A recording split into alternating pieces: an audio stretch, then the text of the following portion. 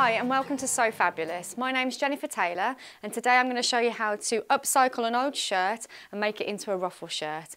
Here's what I've done earlier using a man's shirt which I've then fitted to me perfectly while adding this additional detail.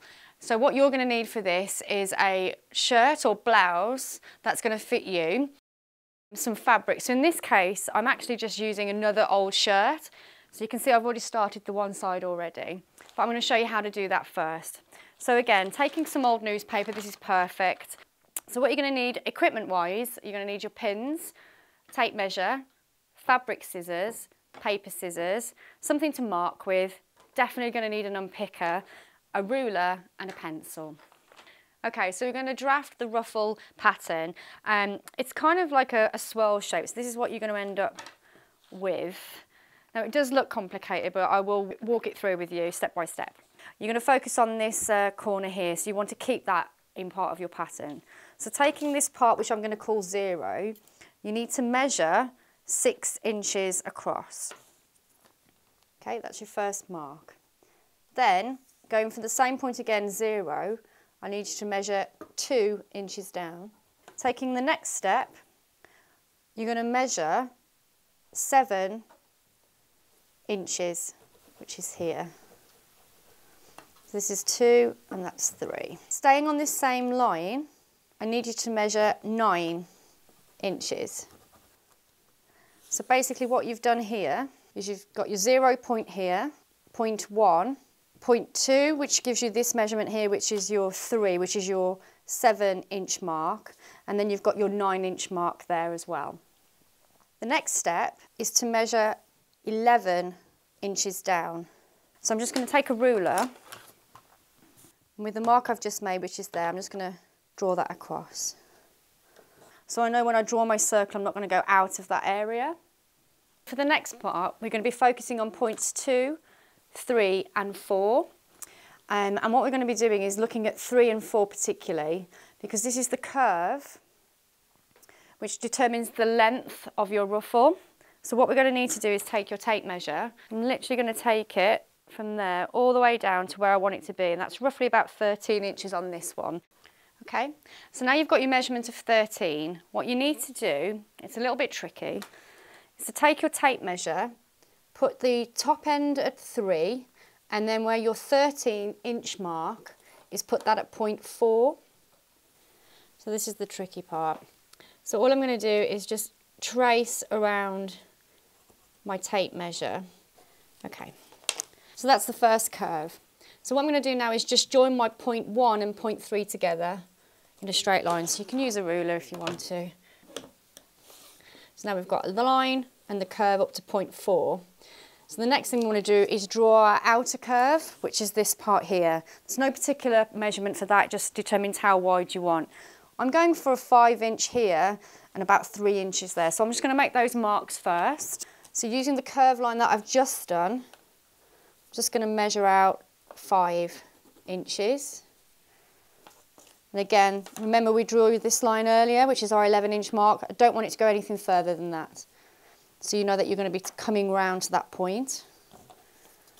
And here I'm going to go for around 3. So I don't want it too thin at the very end. You want to be able to see the ruffle. Okay. So this is where your freehand drawing comes into practice. So using your kind of wrist as the centre point, you just want to meet up to that straight edge there. You want to meet up to your 11-inch point down here. So there's my 3-inch mark there, so I'm going to join that round. And now this is the last point, point 4. Just going to come round like that. So let's just quickly cut that out so you can see it in more detail. There's the first one. All the way around to your last point. So getting rid of all of your scrap paper. As you can see, we have 2 curves. Okay, so now that we've drafted our ruffle pattern, I'm just going to be sticking this onto my fabric. So in this case, I'm actually using another shirt. I've gone with this lilac colour because I think that it goes well with the shirt that I'm going to be using here. All I did was literally fold the shirt in half. You can see where I've cut out already. Placed it on top, pinned it, cut it out like you would normally do any other pattern. So then I have my fabric here. And as you can see, I've already gone ahead and started the one side already.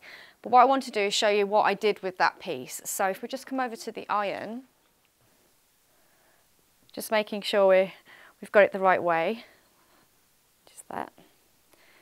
So we're going to be wanting to hem this. So we're going to be doing what we call a double hem. So you're just going to, it's going to be so small, it's really a very small detail just to make sure that you don't lose your threads really, just to keep it nice and tidy.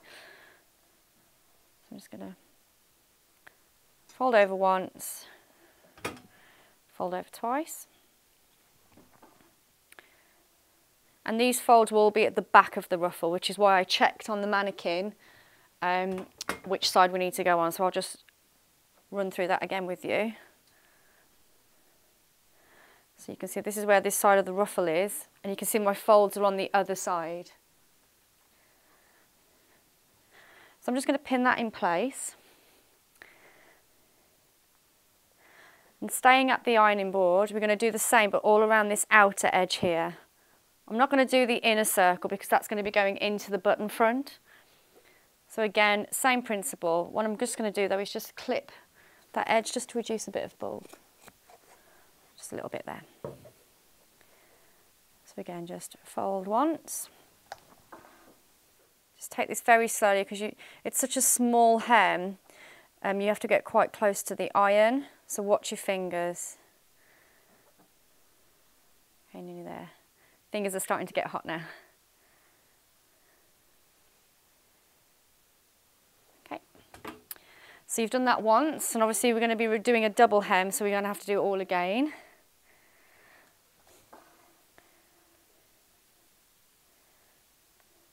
Don't worry about the small fold in the fabric as you're going round, because obviously you're hemming something that's not straight, so it will crease at certain points.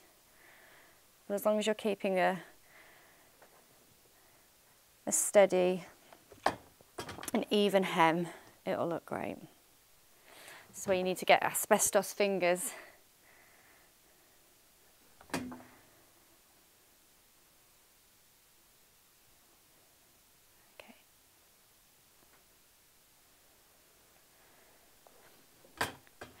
So there's your hem. So you just need to take that over to the machine now and just do a quick top stitch all the way around, just keeping those hems in place.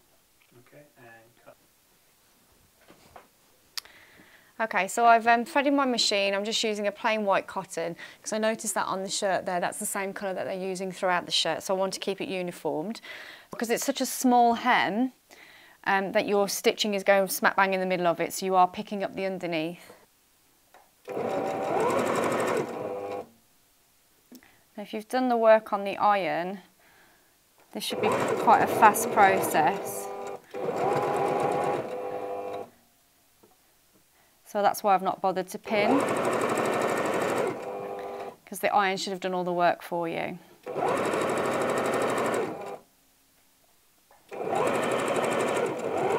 Okay, so I'm coming up to the point of the corner now on the ruffle.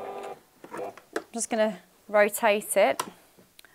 So you've got one continuous stitch going all the way around the edge of the ruffle. Okay, and there you have it.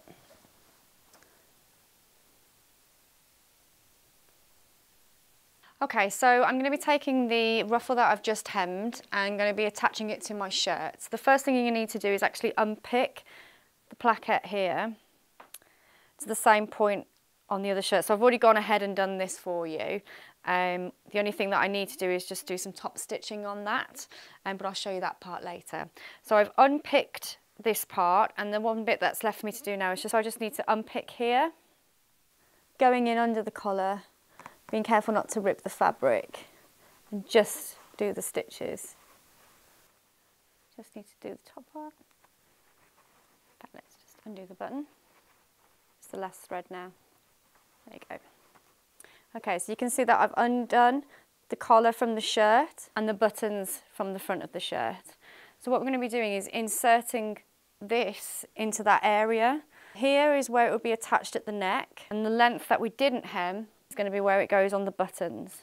So I'm just going to place the shirt onto the ironing board, just using the end of the ironing board just to get the shoulder in place. So all we're doing literally is placing this in between the places that we've just unpicked.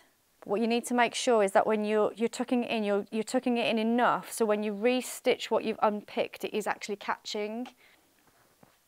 And you want to continue that all the way up into the collar line or neckline. Once you're happy with the positioning of your ruffle, you just need to pin it in place and go over to your sewing machine, and you're literally going to be stitching the stitches that you've just unpicked. So we just need to make sure that when we get to this point that we're actually putting our needle into the original stitch line, because we don't want tran lines, we want the same mark. So this is worth taking a little bit of time over and actually use the wheel on the side of the machine and readjust if necessary. So now I'm straight in the middle of the original stitching. Just carefully removing the pins as we go.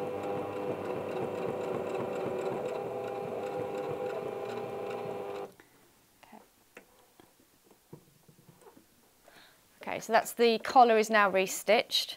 So now I'm just going to do the button front. Okay, just make sure that you've not actually got any of your shirt underneath your foot. Okay. So again, I'm taking my time here.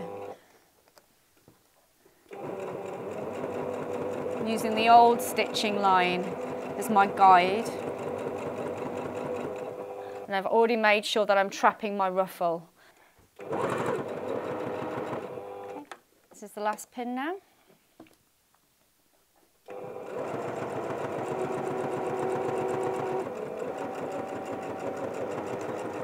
Just doing a back stitch just to lock it in place.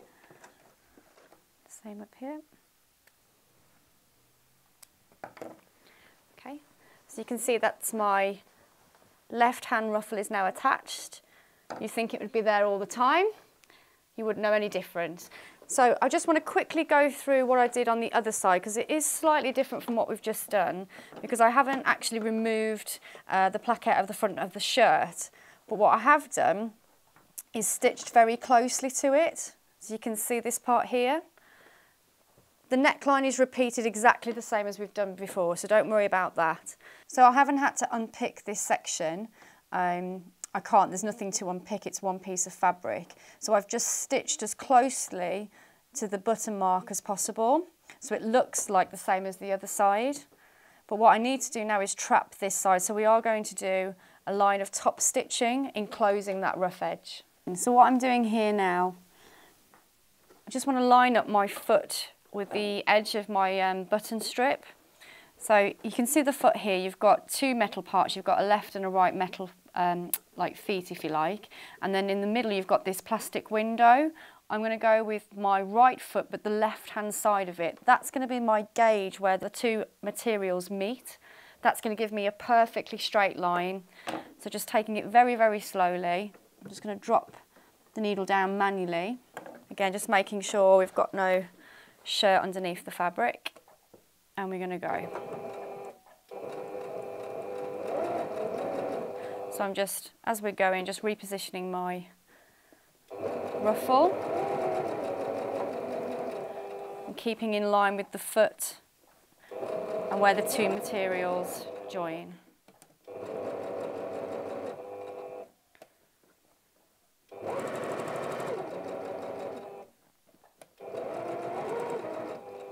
By doing this top stitching, you're just making sure that the underneath rough edge is being trapped so it won't fray and come undone.